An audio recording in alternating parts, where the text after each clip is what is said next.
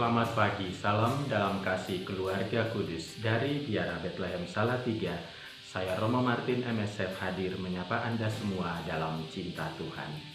Hari ini Rabu 22 April 2020, pekan kedua Paskah. Saya mengajak kita sekalian untuk merenungkan bacaan pertama hari ini dari Kisah Para Rasul bab 5 ayat 17 sampai dengan 26. Marilah sekarang kita mempersiapkan diri untuk mendengarkan Tuhan. Dalam nama Bapa dan Putra dan Roh Kudus. Amin. Ya Bapa yang penuh kasih, sumber hidup kami bersyukur dan berterima kasih atas kehidupan yang boleh kami terima dari kemurahan-Mu hari ini.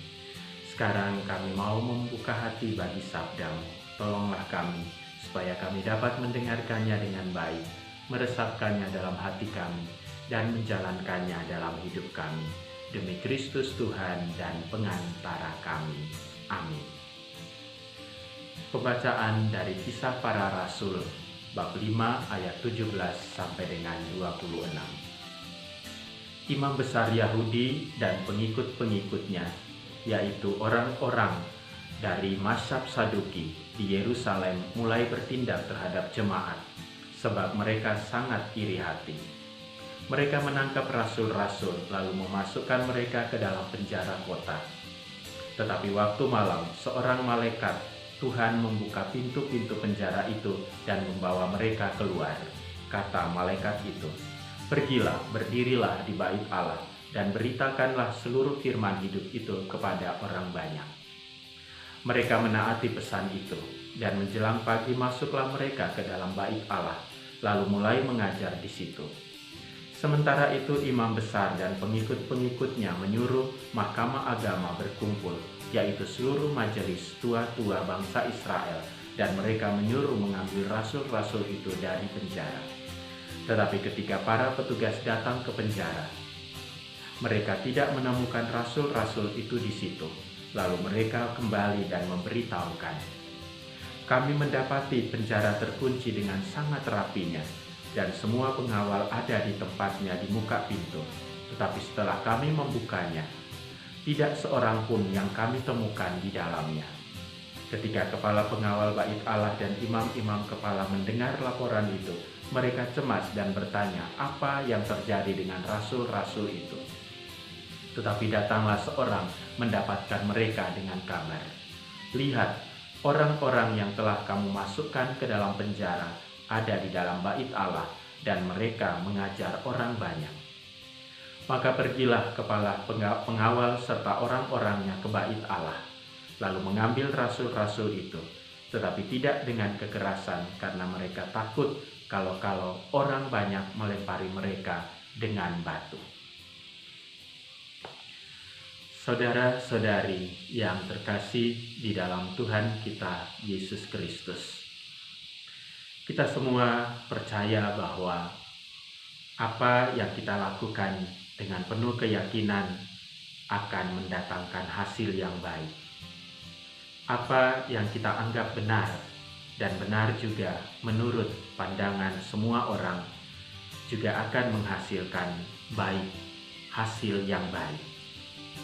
Maka keyakinan dan kepercayaan para rasul mendorong mereka untuk terus melakukan pewartaan kepada orang banyak mengenai Yesus Kristus yang hidup, yang dahulu disalibkan dan wafat, sekarang hidup, bangkit mulia, mengalahkan maut.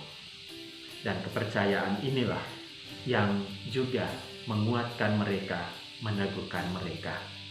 Bahkan tidak ada rasa takut sedikit pun terhadap ancaman-ancaman, terhadap segala yang berusaha menghalangi pewartaan mereka. Dan kepercayaan mereka itu tidak sia-sia, sebab Tuhan senantiasa menyertai mereka. Dan itulah kepenuhan janji Yesus Kristus, bahwa Ia datang ke dunia bukan untuk menghakimi dunia, melainkan untuk menyelamatkan. Maka setelah Ia pergi pun, Ia memilih orang-orang pilihannya untuk meneruskan karya penyelamatan itu. Dan rasul-rasul dengan gagah berani mewartakan tentang Kristus yang hidup, sumber terang sejati. Dan akhirnya kita pun percaya lewat pewartaan para rasul itu bahwa Yesus Kristus sungguh Putra Allah yang hidup, Sang Penyelamat dunia. Dan kepercayaan kita itu pula lah yang menghantar kita meninggalkan kegelapan untuk hidup di dalam terang. Karena di dalam terang kita bersatu dengan Yesus Kristus. Lihatlah apa yang dialami oleh para rasul. Karena pewartaan tentang Yesus Kristus, mereka dipenjarakan. Tetapi Tuhan telah merancang keselamatan kepada semua orang yang percaya kepadanya. Pagi-pagi buta, Ia mengutus malaikatnya untuk membebaskan para rasul dan membawa mereka ke bait Allah untuk mewartakan tentang Kristus yang bangkit mulia.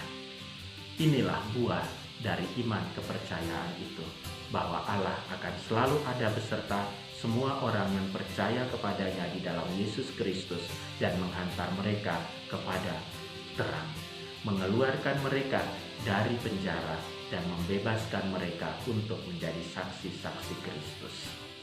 Saudara-saudari yang dikasihi Tuhan, kita adalah juga orang-orang yang dipilih untuk melanjutkan karya penyelamatan Yesus pada zaman ini. Semoga kita bertumbuh di dalam iman kepercayaan, dan sekalipun karena iman kita harus menderita, janganlah pernah menyerah. Karena Tuhan ada di pihak kita, Tuhan akan membebaskan kita ketika kita sungguh-sungguh beriman kepadanya dalam Yesus Kristus, dan ketika kita rela harus menderita dan rela untuk berkorban demi keselamatan sesama. Pada saat-saat ini, iman kepercayaan itu diuji, bahwa di dalam keluarga kita masing-masing, kita mau menyerahkan seluruhnya kepada penyelenggaraan Tuhan, karena di dalam Dia ada keselamatan. Kita juga menyerahkan tanah air kita dan juga seluruh dunia kepada penyelenggaraan Tuhan, karena penyelenggaraannya adalah baik dan mengarahkan semua manusia dan makhluk ciptaannya menuju kepada keselamatan. Tuhan memberkati kita.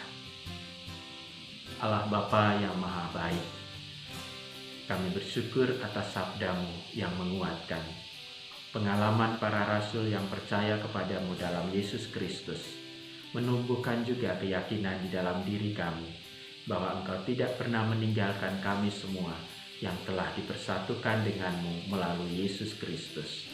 Kami percaya bahwa dalam situasi apapun, Engkau tetap ada dan tinggal beserta kami dan menolong kami, membawa kami kepada keselamatan. Demi Kristus Tuhan dan pengantara kami. Amin.